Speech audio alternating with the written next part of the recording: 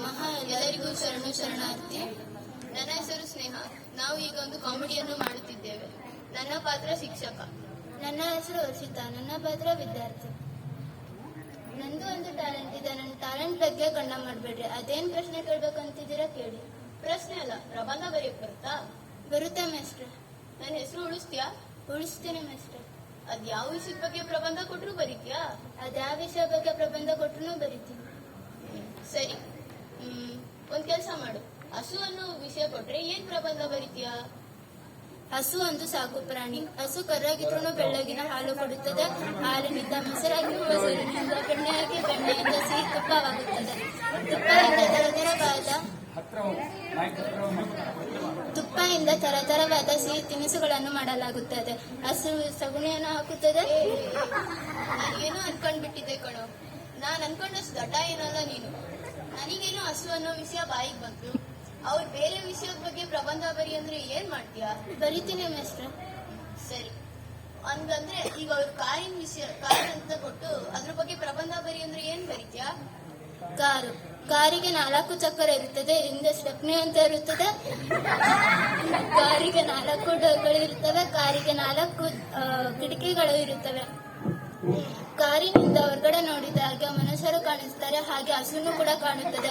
ಹಸು ಕರ್ರಾಗಿದ್ರು ಬೆಳಗಿನ ಹಾಲು ಕೊಡುತ್ತದೆ. ಹಾಲಿನಿಂದ ಮೊಸರಾಗಿ, ಮೊಸರಿನಿಂದ ಬೆಣ್ಣೆಯಾಗಿ, ಬೆಣ್ಣೆಯನ್ನು ಕಾಯಿಸಿ ಸಿಹಿ ತುಪ್ಪವಾಗುತ್ತದೆ. ತುಪ್ಪದಿಂದ ಸಿಹಿ ತಿನಿಸುಗಳನ್ನು ಮಾಡಲಾಗುತ್ತದೆ. ಹಸು ಸಗಣಿಯನ್ನು ಹಾಕುತ್ತದೆ. ಎಲ್ಲರೂ ಹಸು ಬಗ್ಗೆನೇ ಬರ್ತೀಯಲ್ಲೋ. ನಾನ್ ನಿನಗೆ ಕಾರ್ ಬಗ್ಗೆ ಹೇಳು ಅಂತ ಹೇಳಿದ್ದು. ಸರಿ, ಒಂದ್ ಕೆಲ್ಸ ಮಾಡು. ಈಗ ಅವ್ರು ಲೈಟಿಂಗ್ ಕಂಬದ ಬಗ್ಗೆ ಬರಿ ಅಂದ್ರೆ ಏನ್ ಬರೀತೀಯ? ಲೈಟಿಂಗ್ ಕಂಬ. ರಸ್ತೆಯ ತುದಿ ಭಾಗದಲ್ಲಿ ಲೈಟಿಂಗ್ ಕಂಬ ಇರುತ್ತದೆ. ಇದು ಮನೆ ಮನೆಗೂ ವಿದ್ಯುತ್ ಸಂಪರ್ಕಿಸುತ್ತದೆ.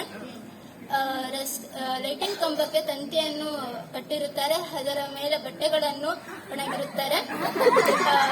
ತಂತಿಗೆ ಹಸುವನ್ನು ಕಟ್ಟಿರುತ್ತಾರೆ. ಹಸು ಬೆಳಗಿನ ಹಾಲು ಕೊಡುತ್ತದೆ. ಹಾಲಿನಿಂದ ಮೊಸರಾಗಿ, ಮೊಸರಾಗಿ ಮಜ್ಜಿಗೆಯಾಗಿ, ಮಜ್ಜಿಗೆಯಿಂದ ಬೆಣ್ಣೆಯಾಗಿ, ಬೆಣ್ಣೆಯಿಂದ ಸಿಹಿ ತುಪ್ಪವಾಗುತ್ತದೆ.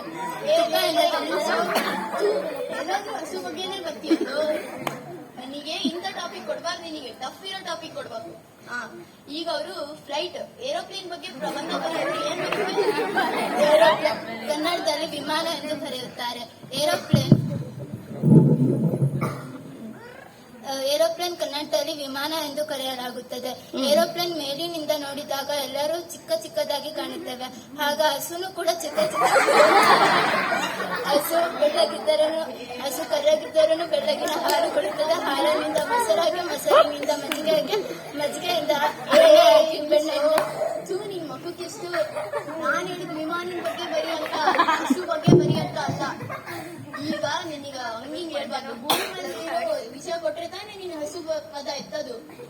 ಮಂಗಳ ಗ್ರಹದ ಬಗ್ಗೆ ಬರಿ ಅಂದ್ರೆ ಏನ್ ಬರೀತೀಯೋ? ಮಂಗಳ ಗ್ರಹ ಒಂದು ಸುಂದರವಾದ ಜಾಗ. ನಿಮ್ ತಾತ ನೋಡ್ಕೊಂಡ್ ವಿಜ್ಞಾನಿಗಳು ಮಂಗಳ ಗ್ರಹ ಒಂದು ಸುಂದರವಾದ ಜಾಗ ಎಂದು ಹೇಳಿದ್ದಾರೆ. ಮಂಗಳ ಗ್ರಹದಲ್ಲಿ ಮನುಷ್ಯರು ಕೂಡ ವಾಸಿಸಬಹುದು. ಹೋದ್ರೆ ಮನುಷ್ಯರಷ್ಟೇ ಹೋಗ್ತಾರಾ?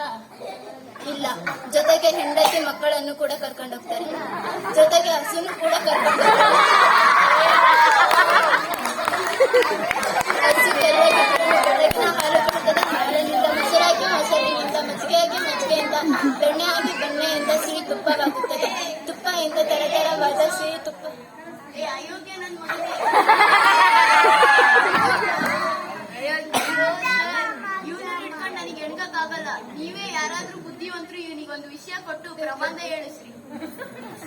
ನಡೆಸೋಣ.